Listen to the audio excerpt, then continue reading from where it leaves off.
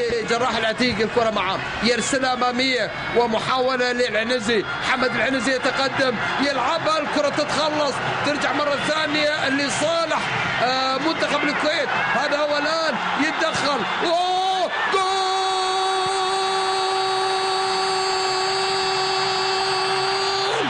وليد علي هنا في هذه اللقطة يعيد اكتشاف نفسه. وليد علي يعيد اكتشاف نفسه. وليد هو وليد هذه البطولة، هو وليد هذه اللحظة. يا الله على هذه اللعبة. افرح يا أحمد فادل أحمد، ابتسم يا الشارع الكويتي، رفرف يا ساتر يا لطيف.